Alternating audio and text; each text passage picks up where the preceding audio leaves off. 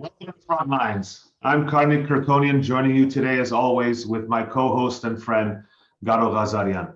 We welcome our viewers from across the United States and Canada, from Europe and the Middle East, from Australia and South America, and of course, from Armenia and Artsakh. We come to you today at another difficult juncture for our people. Artsakh, still gripped by a cold winter, has been deprived of heating gas for nearly 2 weeks.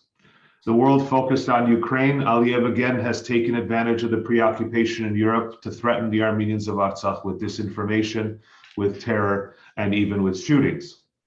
The Azerbaijani military has taken positions close to Artsakh villages, while Armenian diplomats are reconciling with Turkey. The world clamors for justice in Europe, and the painful echoes of the world's silence resonates in each of our hearts. There is much afoot. The events of the last 2 years, and indeed the last 2 weeks, are pause for much reflection. The struggles facing our compatriots are tactile, their realities are often indigestible. Some see the current realities as part of a continuum, a history of hatred against our people, met by the heroism of our young men and women, and in the end, somehow consumed by the greater geopolitical forces about us. In the end, some frustrating sense of powerlessness. For some, fatigue and perhaps a loss of purpose. For many, just plain old powerlessness. Why are we constantly faced with the existential? Why is our present always painfully reflective of our past? Why have we struggled against monumental odds? Why do we insist on struggling against monumental odds? These are questions that dig deeper than the present, that may not solve the gas problem in Artsakh, but may help us understand why our people remain, why we must care, and why we must always seek the road toward justice, toward freedom, toward self-determination, and toward self-realization. Much of this is part of our identity, and at a time when much threatens that identity and that existence, it's important to look back, to read and understand the stories that shape our national identity and our consciousness, and to understand those roots which bind each one of us to the other. Today, we're going to do that. It's important for us to remember that amidst this all, we have stories yet to tell and epics yet to write. We really do. And perhaps by reflecting on our past, giving life to those stories, giving color to those corners of the world that we have touched, we can bring some valuable perspective to why our people's struggle matters, to why our people's struggle must continue, and to why our people's right to live free from force and from terror matters so much and should matter so much to each of us. And with that, I want to pass it on to Garo to introduce our very special guest. Thank you, Karnig. And Hari or Sireli Harinagitsner Yerevani Mech, Hari or Sireli Harinagitsner Artsakhi Mech, and good day, fellow Armenians around the globe. We come to you after a brief hiatus, if you will, with much to talk about, with a heavy heart, given what's going on in Artsakh the last 7 days specifically, the violations of human and civil rights that have gone unattended and unanswered by the global community. So we thought that we would seize the opportunity and invite onto Frontlines someone who has done so much to keep the Armenian spirit and identity viable in the global sphere, particularly in the diaspora, and also in doing so, inspiring and empowering us diasporans to continue to feel, breathe, and feel all things Armenian, all things Armenia and Artsakh. Our guest today is my dear friend, Vahe Berberian. Who is Vahe Berberian? If there's anyone on the globe that does not know who Vahe Berberian is. He's born in Beirut and relocated to Los Angeles in the 70s, has studied art in both Lebanon and the United States, receiving a degree in journalism with honors all the way back in 1980. Vahe is a playwright, a novelist, a monolinguist, artist, director, and an actor who is one of the most highly regarded individuals in my and many people's opinion within the Armenian communities all over the world. His 6 monologues have made him a household name, and his plays have been translated into different languages and staged in various cities. His novels have made him one of the most respected and widely read contemporary Armenian writers in the diaspora. Vahe's first novel, Letters from Zatar, in Armenian, has had 3 editions so far. His second novel, In the Name of the Father and the Son, Anun Hor Yevortvo, has had originally published in Armenian, 2 editions, was translated into Turkish and published in Istanbul by Aras Publishing. The English version of the same novel was recently published in the United States, and the French translation by Editions Parentheses is now available in French-speaking countries all over the world. His play, Pink Elephant, has been translated into English and performed in Edinburgh, London, Sacramento, and Los Angeles. The play was also staged in Greek at the Athens Municipal Theater. Other plays include Quicksand, Baron Garbis, what a masterpiece that was, translated into Arabic and Spanish and performed in Beirut and Buenos Aires, and Gyank, translated into Greek, and what a play that was. Vahe also has co-directed and starred in the movie 3 Weeks in Yerevan, which was released 3 years ago. In all, he has dozens of credits in acting, directing, and voiceovers to his name. And there's more. Vahe is also a prolific painter, and has participated in more than 40 individual and group shows throughout the United States, Canada, Europe, and the Middle East. He resides in Los Angeles, as I do, and I should say his backyard, where I've spent time with Vahe, I'm going to spill it out, Vahe, is like a Garden of Eden on earth, tended by Vahe's grooming of wide assortments of plants, trees, and flowers. It says a lot about a human being when you visit one's garden and you see the care and the compassion one shows for plants. And everyone agrees that while Vahe's braided hair may immediately attract everyone's attention, it is his personality, it is his work, and it is his kind soul and heart and demeanor to all, towards all, that captures all of our hearts. It has captured mine. Vahe, I am so grateful that you are able to join Karnig and I this evening from Los Angeles. Welcome, Pariye Gazis. I'm the one who's grateful. And after hearing this introduction, I think maybe you should give my obituary one day. No, you're not dying yet, buddy. We got a lot of work to do. Karnig? We do, yeah. And I think I want to focus our attention, if you will, on the living. And something that you do, Vahe, which is very, very unique for a nation, for a people that is so entrenched in their past, entrenched in their history, and entrenched in those stories, is that you give a living culture.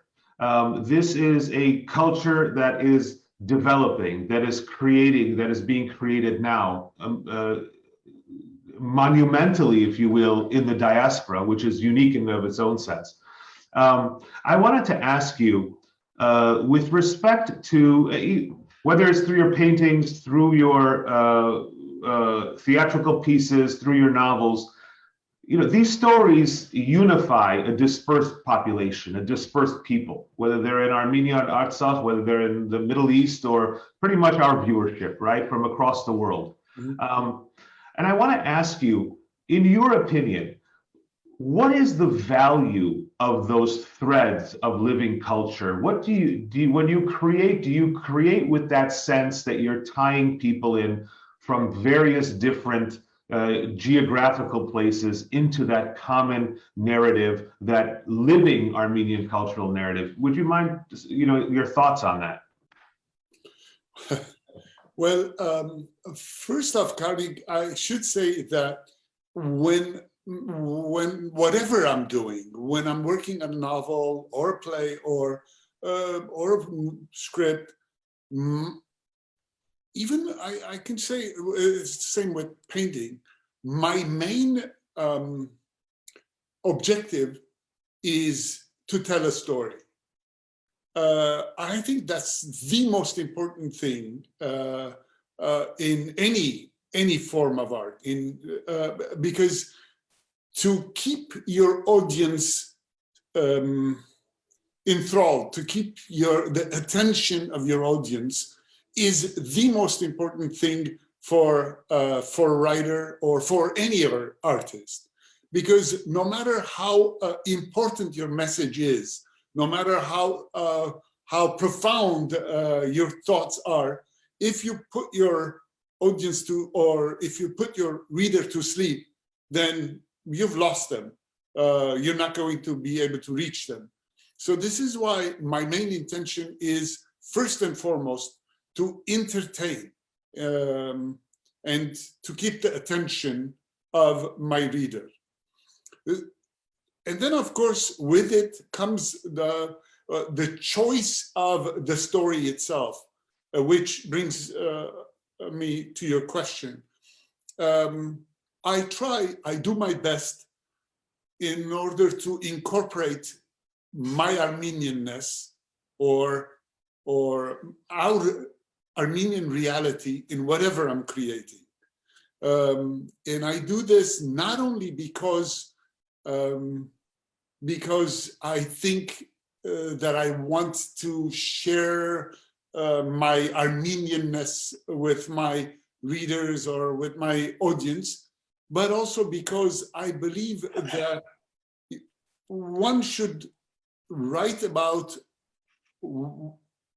something that is close to their heart, something that I care deeply about.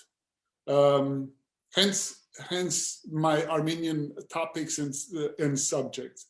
And I believe that because throughout the last 22 years, I have traveled all over the world, touring, doing my monologues and so on, I think that I have learned to read the pulse of my audience or the diaspora. And now I can fairly say that I can say that I feel very I think I know the Armenian audience also. I mean the highest audience also, because I've performed there many times. I've visited. I've lived there for a short period of time, and so I think what I try to do is unite all these cultures, all these backgrounds, and create a certain Armenian identity that is contemporary, that is today's identity. So I want to talk about this book, but before I talk about this book, where is it? There it is, Diary of a Dead Man, which I've read not once, but twice already. I want to, before I forget and run out of time, I want to say something.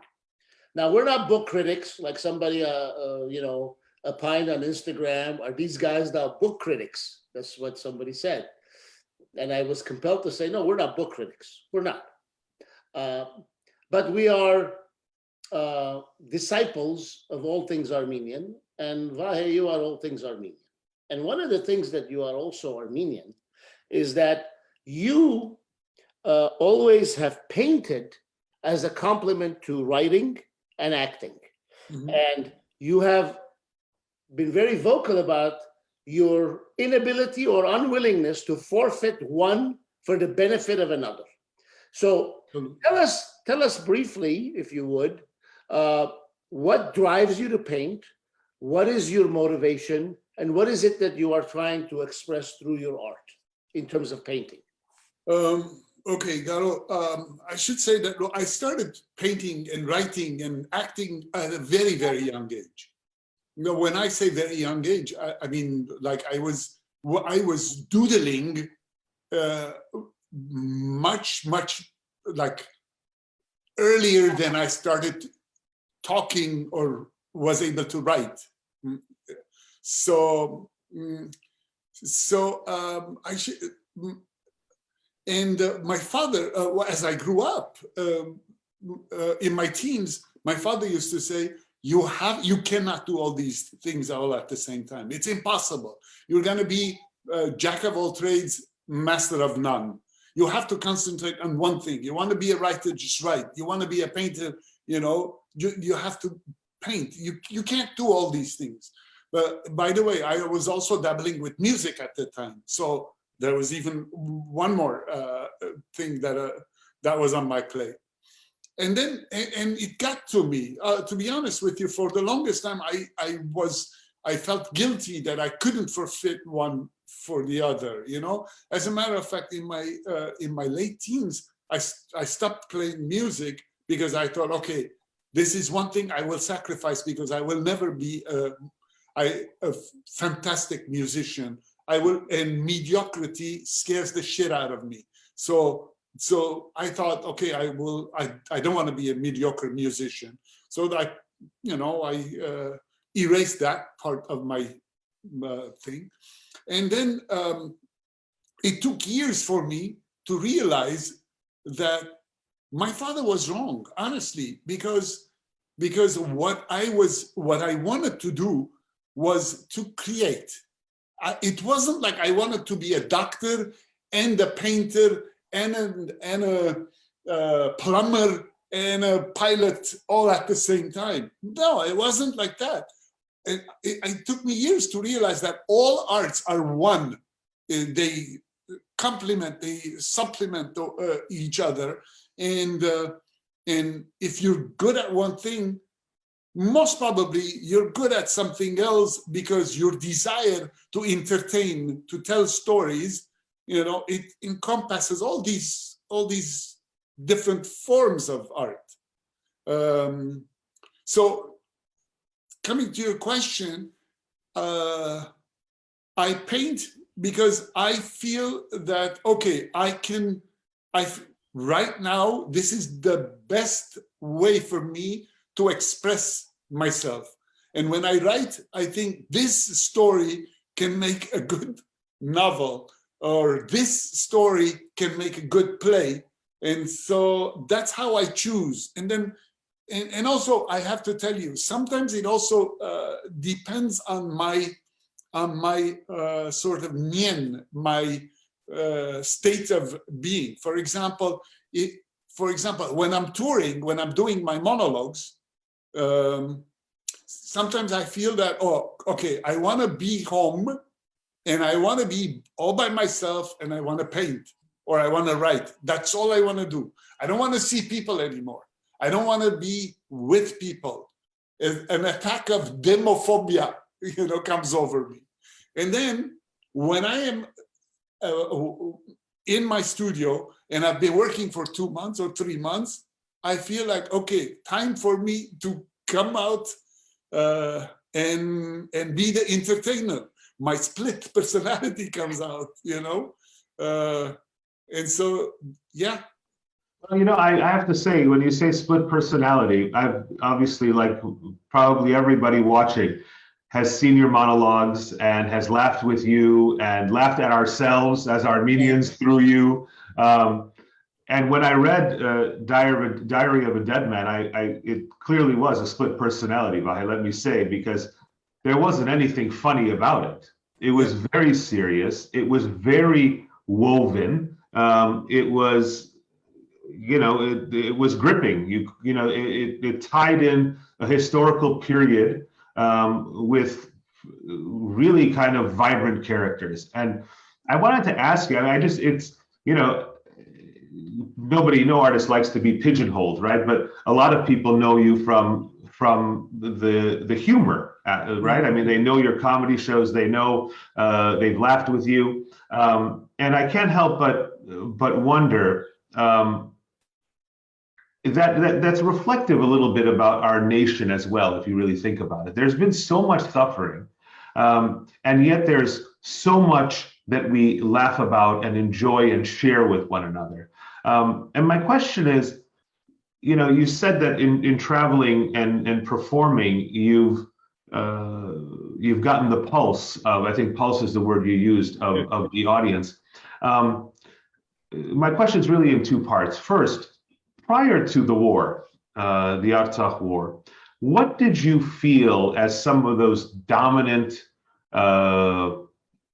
traits or characteristics that tied your various audiences throughout the world together?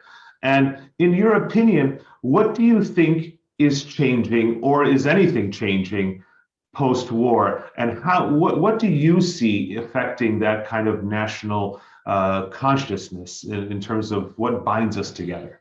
That's a very, very profound question, Karnig, because you touched the nerve there.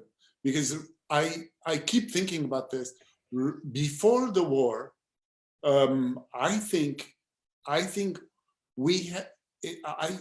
gave it a lot of thought about this, because before the war, I think we were at a point where we were finally able to get rid of this victim mentality.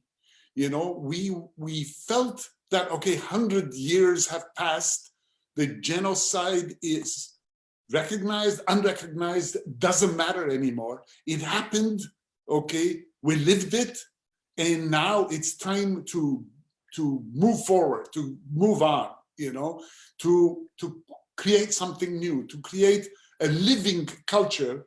And instead of looking back, we have to look forward. And this is something that, you know, because you cannot go forward while you're looking back. It's impossible. And the genocide did that to us. You know, we kept on looking backward, you know, as we were trying to, you know, move on. And so I think that's where we were. It was a healthy place to be. And then the war happened, and it was like PTSD. Instantaneously, we went back to the victim mentality, and you can't blame it. You can't blame us for it, because it took us 100 years to get over it. And now in a matter of 2 months, we were back to our to where we started. And so this is something horrible. And what it did was, just when a lot of people were feeling proud of being Armenian, when things were happening in Armenia, and people were more optimistic about the whole situation and so on, all of a sudden you realize that people were, you know, like, I don't want to see the news. It's very depressing. I don't want to feel affiliated with the Armenian thing, because there's something defeatist about it. You know, oh, we lost the war and it was our mistake. We don't deserve happiness. You know, all this all of a sudden, you know, came out. And now we're at a very, very dark place. And I'm trying my best. I'm doing my best to get out of it, or to create a situation where, it's not that everything is lost. You know, we're at a phase, difficult phase, but this too shall pass. Because we're only the microcosm of what's happening in the world. Karnig, look around us. Like, everything is screwed up. Everything. You know, the whole world has gone insane. So, sorry, Garo, if I can just follow up real quickly. And I think that with your book, that was another dark period that was reflected in and it's a story within a story. Maybe that's a fair way to say it. And I'm going to ask you about that, Vahe. But you've done a really amazing job of creating a story within that bigger microcosm that you were just talking about, where it was a very dark period in the book. Sorry, in the story that's being told through the story in the book. There was a dark period. It was, you know, it was the revolutionary movements of the earlier century, but within that story, was some really amazing character development and truth-telling. If you would, could you explain how you arrived at that setting, that place and time, and maybe explain a little bit to the viewers the concept that you used with, kind of a present day moment reflecting on something, a century ago, and why that tool, why that mechanism, and what value did you find in bringing individual stories of people out and putting them in color out of a period which is really black and white to most of us? Yeah.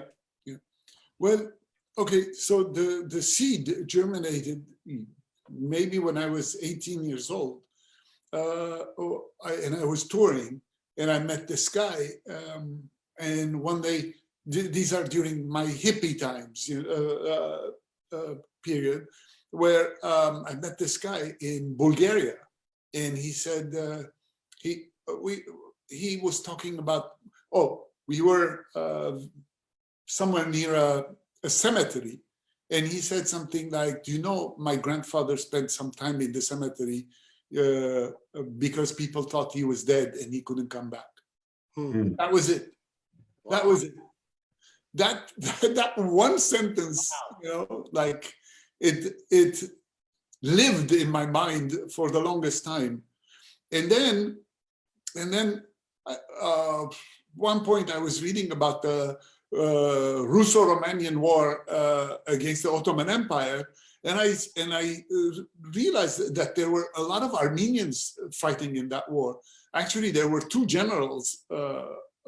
We had Armenian generals, and it was completely like news to me that we had a few different towns in Romania, in Transylvania, that were strictly populated by Armenians. As the saying goes in Gerla or Armenestadt, that the population of Armenestadt were either Armenians or people who didn't know they were Armenians. And by the way, they arrived from Ani after the fall of Ani. It took them a few hundred years to establish themselves in Romania. Wow. And so I had that story, and then I experienced a story in Syria. Okay, when I went there for performances, 2 years successively, and right before the war started. And so now I had two stories, and I decided that I was going to unite them because both of them were based on truth, okay? Because I had done a lot of research, and the whole thing, I'm not going to talk about the part in Syria because I don't want to give away anything, but I realized that I can weave something that one part of it is from 1877, and the other part is 1912. 2012. So I can weave this into one story, and that's what happened. Vahe, you remember when I came by, you gave me your book. I read it. I did not communicate with you, and one day you texted, you said, did you read my book? I said, yeah, I read it. I read it twice. And this is not giving anything away because it's in the back cover of the book. So for the audience who has not had the opportunity to get the book, read the book, not only I encourage them to read it, but I should say what appears to be a summary. A suicidal attorney in Los Angeles, that's not me, on the verge of a nervous breakdown.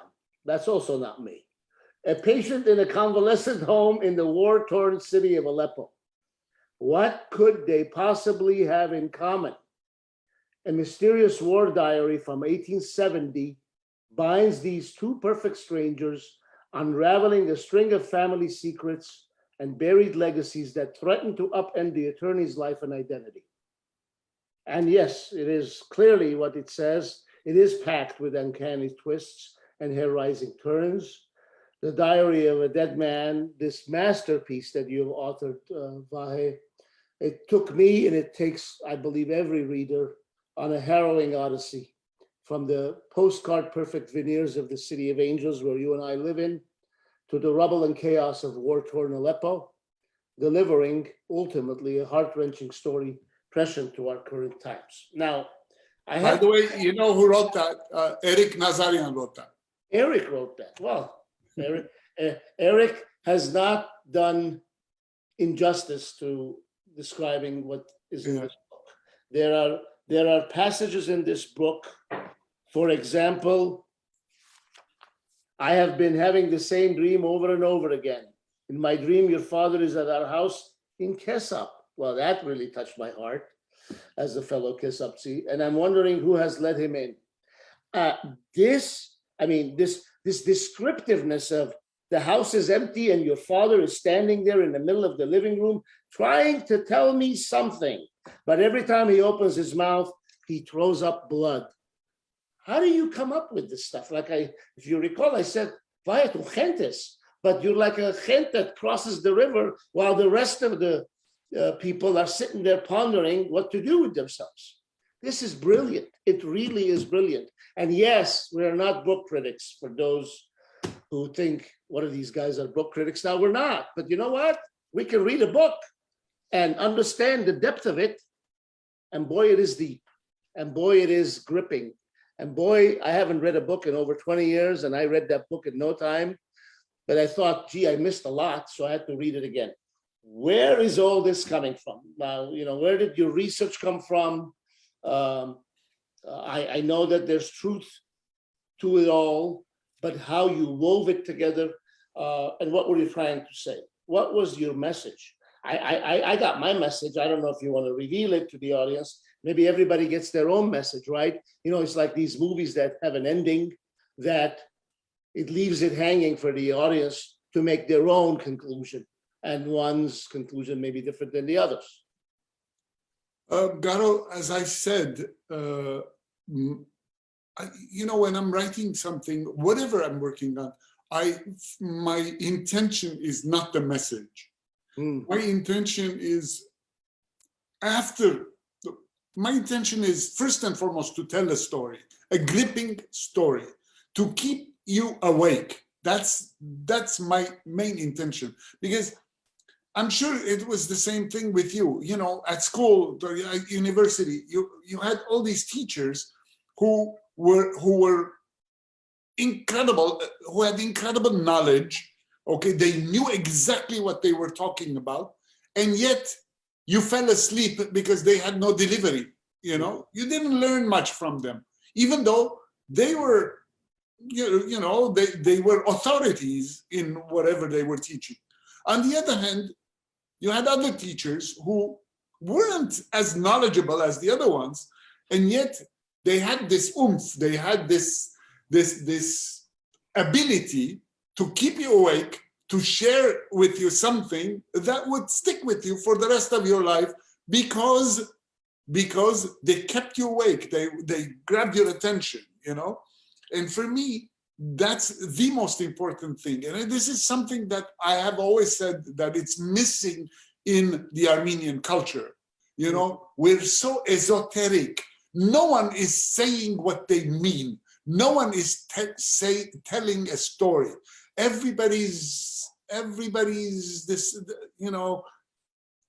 talking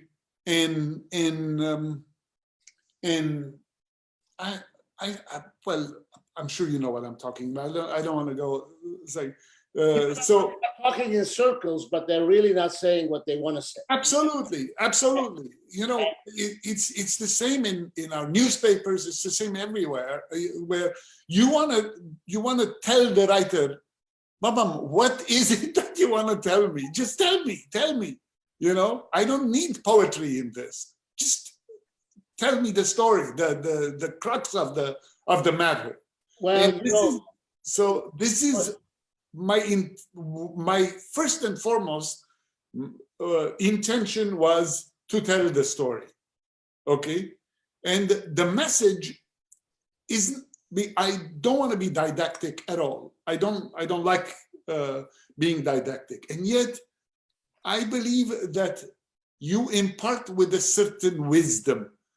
Every piece that you work, that you finish, must have some wisdom. And I think that I was able to share a certain wisdom with this novel. Well, you didn't pull any punches, Vahe, because in one passage that I remember bending the page, and my daughter said, "You're not supposed to do that to a book." I said, "No, but I want to do that. I want to go back to that." And it was in less than a day, everything that previously pestered my existence now seems trivial and inconsequential. Youth, beauty, love, all either far or too flighty to wish for. I look at, you named the character, and see her in 10 years' time as a middle-aged woman. And you describe what a middle-aged woman in your imagination would likely look like. The young men and women around me are full of vigor, but I feel sorry for them because they have no idea how fast time will ravage their bodies and strip them of their dignity. I don't want any of it anymore. Youth, beauty, wealth, love. I envy none of it now. All I need is the wisdom to be able to cope with this charade called life. Today, I'm not the person I once pretended to be. Today, I'm a truly fictitious character, an escapee from some deranged writer's imagination. I mean, when the reader gets to that page down the line in the book, the reader will understand why the character is saying those things. But yet that character is every one of us. I wonder if every one of us has reached that kind of a true understanding of what the meaning of our lives, individual lives, collective lives, intertwined with each other's lives, really mean. And you've taken this lawyer from Los Angeles who goes to Aleppo, and I'm not going to give away the plot, and comes to an epiphany, a moment of finally understanding what the F it's all about. And that is why I thought you're a madman, Vahe, in a most complimentary way. You're a madman. For you to come up with this, and I remember, you came to my office, we had conversations. It was before the Artsakh War, and you were saying, I'm writing a book, I'm doing a novel. And you helped me. Well, I don't know. I don't know about that. Some of the procedural things in there we talked about seems to, I was reading it and I was saying, well, why? You sound like a real, expert on the criminal procedure. which means you paid attention. But that's really not even 1% of what the wealth of this book is. I have been telling and bragging about your book to everybody. Garo, when you said you're a madman, I was telling Karnig right before we started. Today, this morning, I was in a good mood because a friend of mine called and said he had sent my book to Nassim Nicholas Taleb, one of like very, very, very profound thinkers of our time. He's a philosopher, writer, and so on.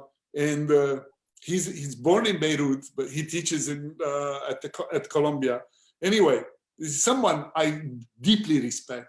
And he called my friend, and I don't remember my Arabic very well, but like he said, tell your friend, your friend that he is, okay, he used the word, واحد كاتب أخومنيوكي. It's like he kept me awake from 9:30 at night to 5:30 in the morning. I couldn't put the book down. Guilty. I think that was the experience for all of us, Vahe, I have to say. Although I think that we probably couldn't have described it as articulately as your friend did there. I have a question, Vahe, and it's a pretty direct one. And given the nature of just the scope of your artistic work, I have a question. It's a kind of a general one, but I think it's an important one, and it's one that I really want to know the answer to. Why is it that suffering produces art? Karnig, I can ask you this a question that might explain this. Why would a happy man spend time creating? When he can enjoy life fully, when he can go gallivanting, when he can have fun with the opposite sex, when he can drink and get stoned and do all the things that make life fun.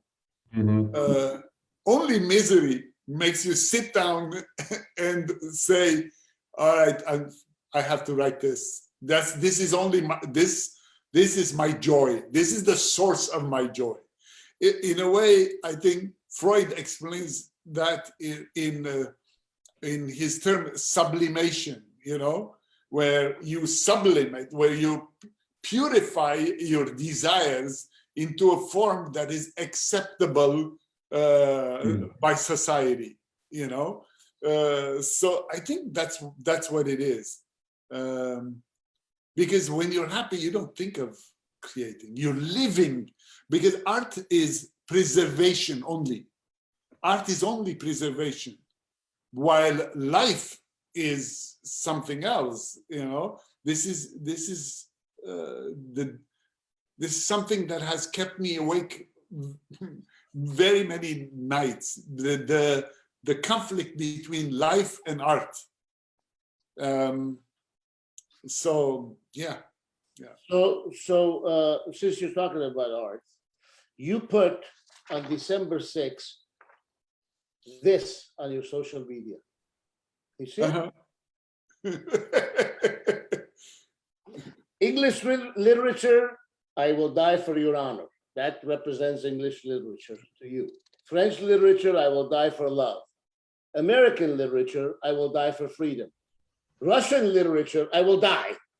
Yes. And you posit any thoughts on Armenian literature. I want to say, Vahe, that I think I will expound upon for a second on your views about a happy person lives life, whereas misery creates the art. I think you can be a happy person, and I think there's plenty for you to be happy about, my friend, because you are loved, you are revered, you have achieved pretty much many of your at least expressed wishes from childhood, but yet you are in tune with human suffering. You are in tune with that which is around you. Your garden says a lot about you. It really does. And I'm no gardener, and I wouldn't know the first thing about how to tend to a plant. It's that attention to those living beings, whether they are plants or human beings, that so many of us do not give that attention to. And when you give the attention to it, and you cannot help but see fellow human beings suffer, that you then can create a diary of a dead man, which is anything but about a dead man. It's really about a person who lived, who struggled, and lived valiantly. And I can't say how valiantly that character lived. That meme that you showed, the about Yes. the literature. Yes. My initial thing was about Armenian literature. You know what it was? I didn't write it because it was too depressing. Okay. I am dead. Oh shit. I will die, I am dead. Yeah, well. Okay, because the way things are going, that's how we will end up. Because we already feel that we're defeated, we're dead. You know, it's like, and one of the things is, and I keep talking about this. You know, you've been to museums, Garo, and you see these guards standing in front of masterpieces. You know, arms folded, waiting for someone to do something. So it's like, sir, excuse me, you can't touch that. Okay. And for the longest time, our culture has been like works in museums where you can't touch anything. You have to. They're all so well protected for posterity's sake that nothing evolves from them anymore. You know, they're dead. They're only there for display. And my frustration with it has always been that, listen, you can be creative. You can be creative based on whatever is given to us by our ancestors, you know, by the people who came before us. You know, things like, for example, I was talking to a friend the other day, our obsession to do something about the genocide, right? We want to create, we want to create a film, to shoot a film, okay, that depicts the genocide to our own heart's desire. This is what happened. It will never happen. It will never happen because the calamity is so huge that it will bulldozer over any art. You know, no art will be able to sustain the heaviness of a calamity like genocide.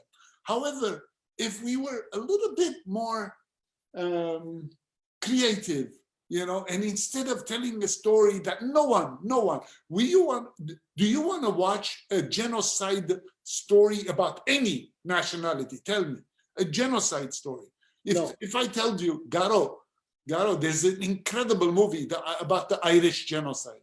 You know, would you say, oh yeah, let's go watch it? No, if you go because you feel like you should go. All right. Now, instead of our obsession being, you know, let's make a genocide story, instead of it, let's say,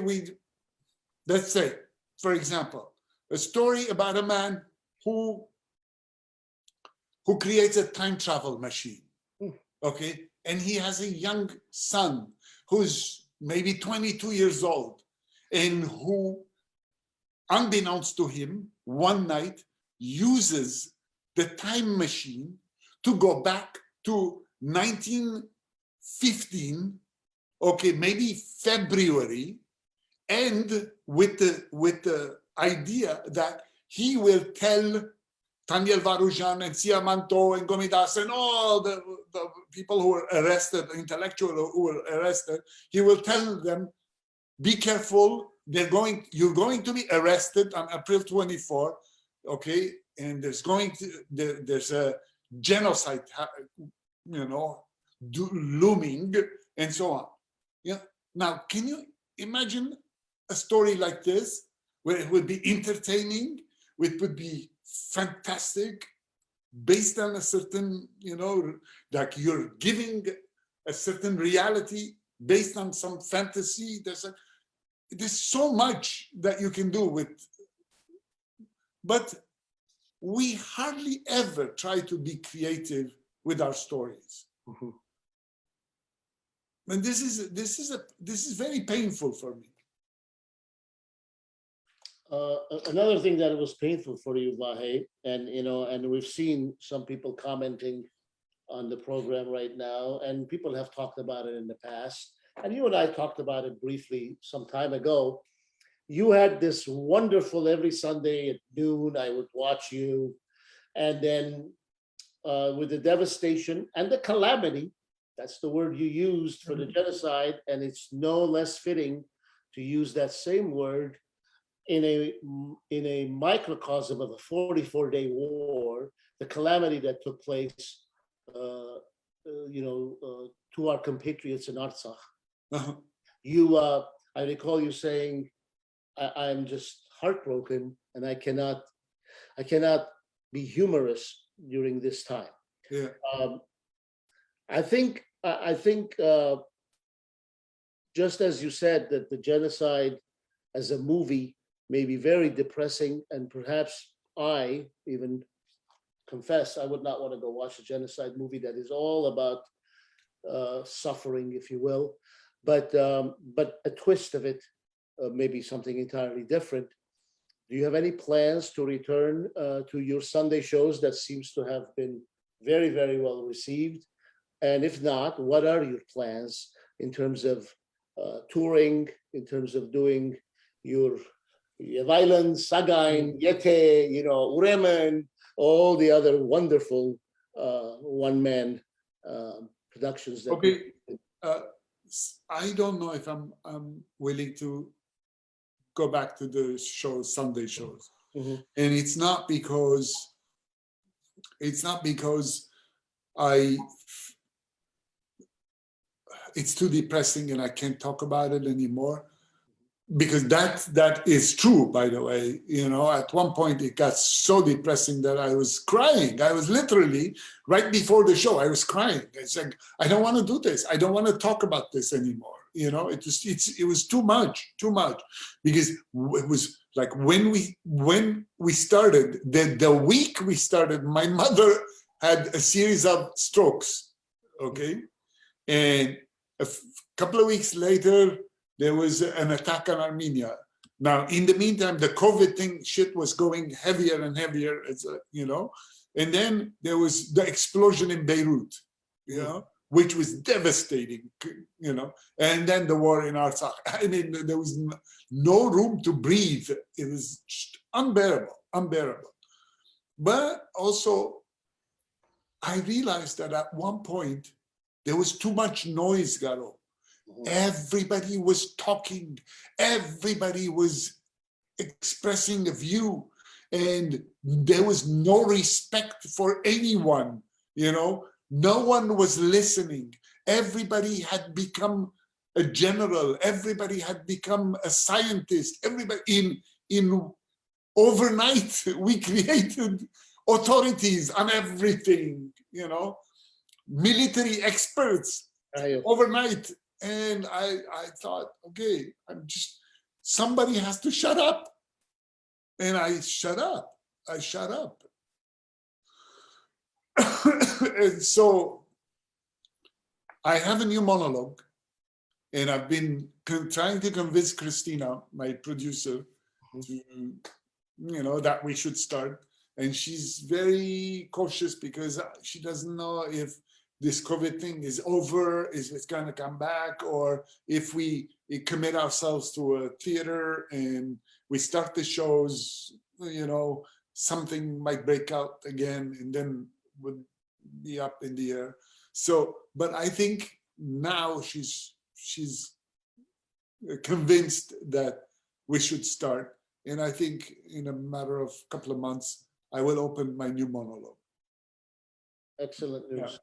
That's great news. Yeah, and Vahe, I want to take you back to something you said earlier about your own childhood, about the various different art forms that you were engaged in and different artistic skills that you were developing even as a child. And I guess my question, and I'm tying this to Artsakh because Garo and I, throughout the war, as you may know, we had our programs where we had the ability to speak to people on the ground, and some of those people were young people, and some of those young people were artistic people, whether they were blogging or whether they were not only about the war but about their own life experiences. They were painting, they were photographers, they were.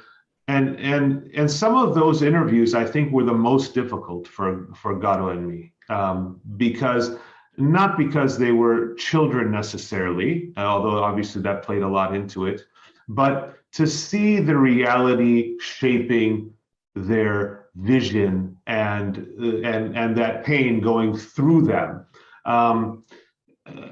My question is, we do have viewers that watch from Armenia and from Artsakh, and many of the young children that have had to undergo the horrors, really, of war, and some of them having translated that to art, some of them not having translated to art.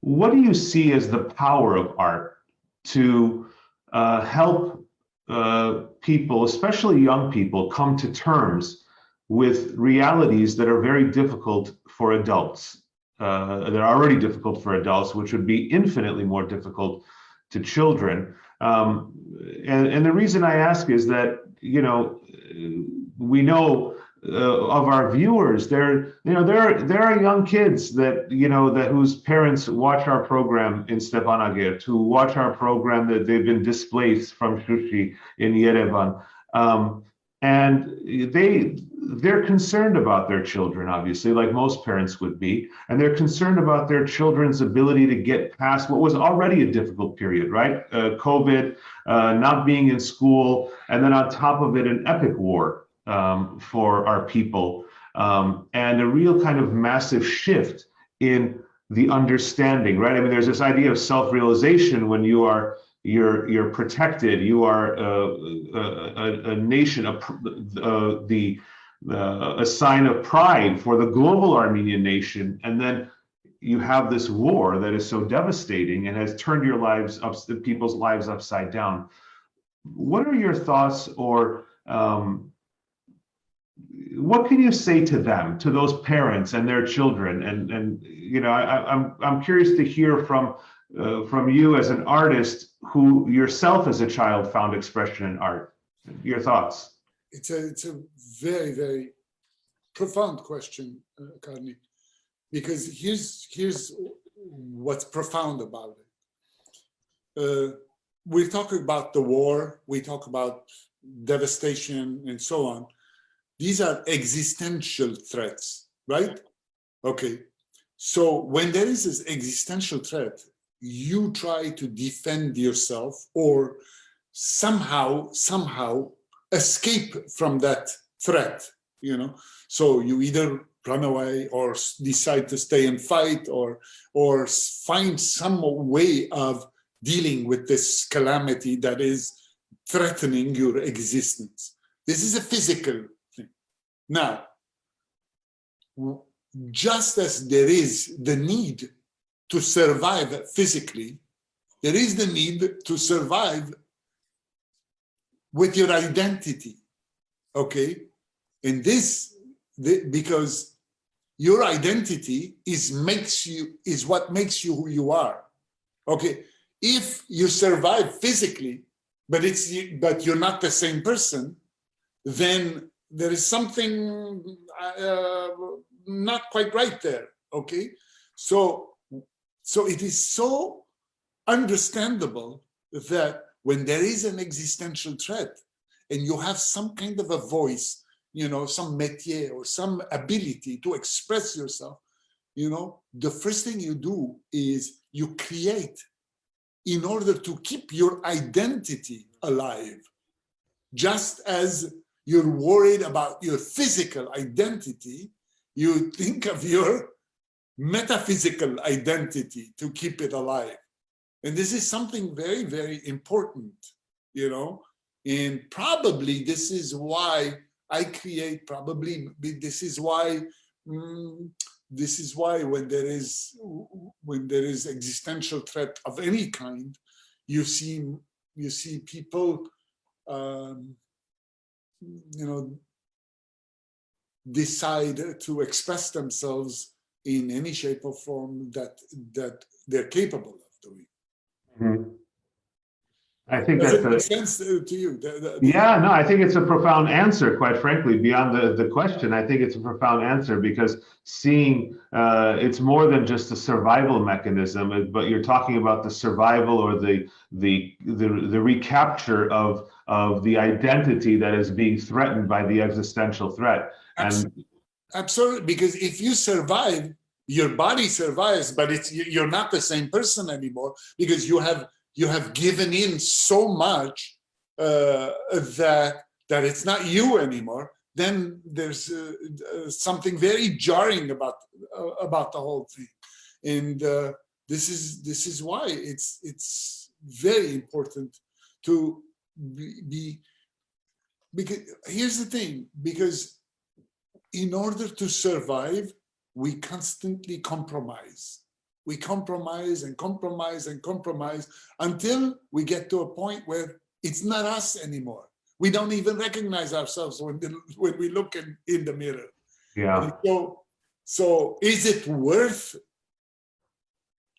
surviving if you're not yourself anymore? I don't know. There's some kind of defense mechanism that might make it worthwhile. I don't know. Well, that made me think of the friends that we have in Artsakh, Vahe and Karnig, who, in order to survive, are not willing to compromise. Stubborn as the Armenian mountain men and women should be, because that stubbornness is what has produced their survival without any willingly compromising any of the values that they have. I want to ask you, with that in mind, and I hate to sound like your agent because I'm not, where is this book available for people who do not drive by your house and you sign a copy for them, like right? Where is this book available? And where is it available? And I've always been fascinated by your clearly warm relationship with your mother, because you make jokes about her in your stand-ups, and the book is devoted to your mother. Yeah. What can you tell us about where the book is available for people? And tell us, to the extent you care to share a little bit, about the person who gave you life and raised you well. The book is, right now the book is available on my website, store.vaheberberian.com or vaheberberian.com/store. The digital version is available on Amazon. Very soon, the book itself will be available on Amazon also. It's available at Abril Bookstore in Glendale. It's available in Armenia. It's available. Rafi Dudakian has a bunch of copies that are available. Like we just finished sending out all the copies that the Kickstarter had accumulated. So now it's going to be more widespread, I think. Okay. But the best thing to do is get it through my website. We're gonna put that after the program. We'll put that website information on the comment section of our Frontlines page for those who are willing and should be willing actually to go and get their hands on a copy of it. What about your mom? How's she doing? Is she okay? My mom's okay. My mom's okay. After the strokes that she had, she's been living with us, and I'm taking care of her as much as I can. She has always inspired me, always, because she's been. Look, I left home when I was 17, Garo. I became a hippie, and for years I was never around, And I think now it's time for me to pay back one way or another. And she has an incredible sense of humor. Of course, now she's 91, and that sense of humor is like, I don't know if she's doing it on purpose or she's lost it. I don't know. But she's still funny, and I think she deserves the book dedication.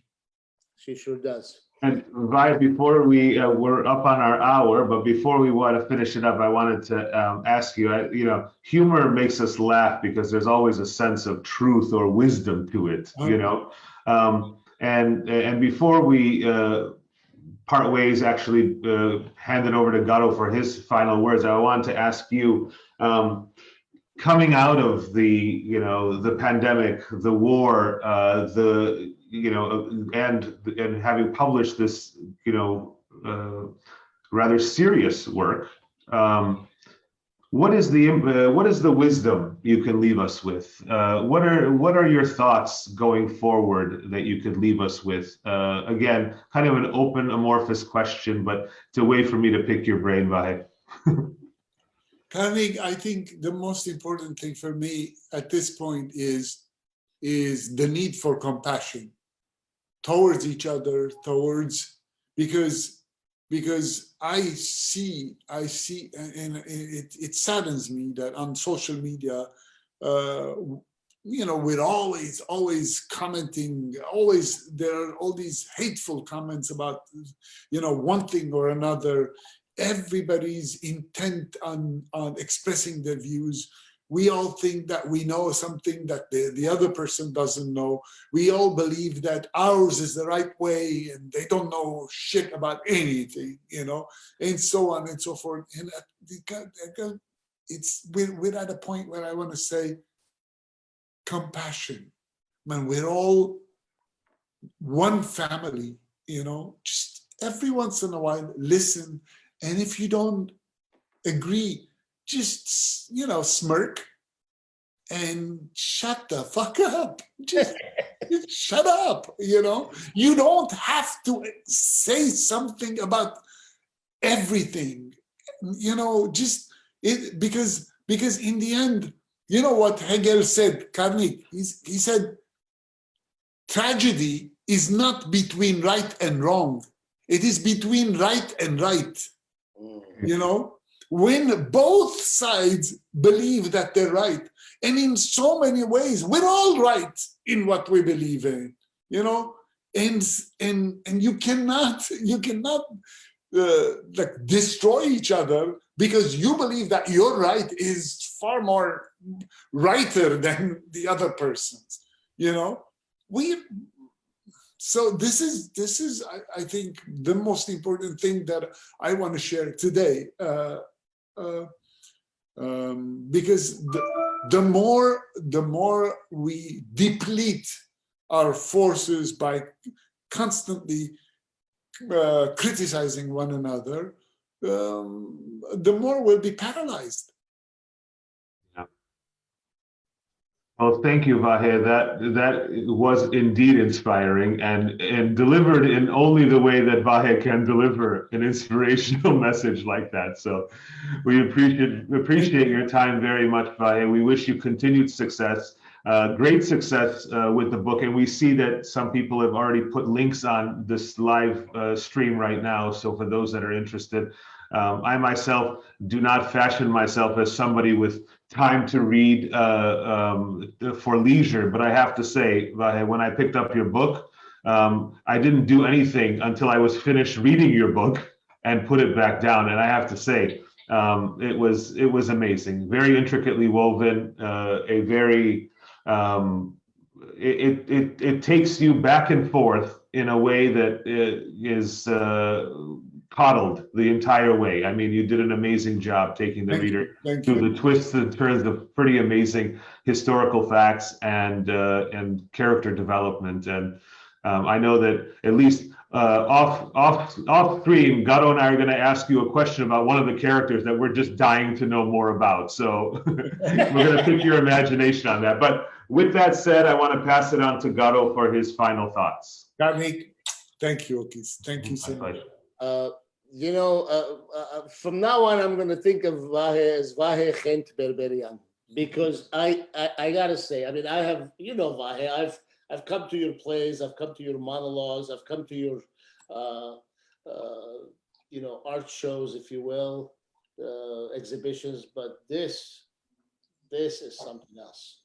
I mean, I thought Baron Garbis was deep, this is deep, but not in a depressing way, but in a way that just keeps pulling you to need to read the next page and the next page and the next page. I'm not an agent of Vahe, but I really recommend people to get this book. Get this book and read it. It's maybe 5 hours max, 250 pages. Greatest 5 hours I've had. So great that I had to do it twice. So Vahe, you said about something about the identity that we, if we lose the identity, what's the point of being alive? I thought about much of what you said and much of what you've been about. And it seems to me that we could take a lesson and use your life's journey as an example of the struggle, as an example of the purpose, the example of the goal, and the values which you just summarized it in one word: identity. We all know that every struggle is for a purpose. We all know that during the struggle, one must nurture his goal, but also nurture the values that give meaning to the goal. Why? Because if the values are killed, if we kill our own values or allow the values to be killed by circumstance, the struggle, our struggle, will be devalued.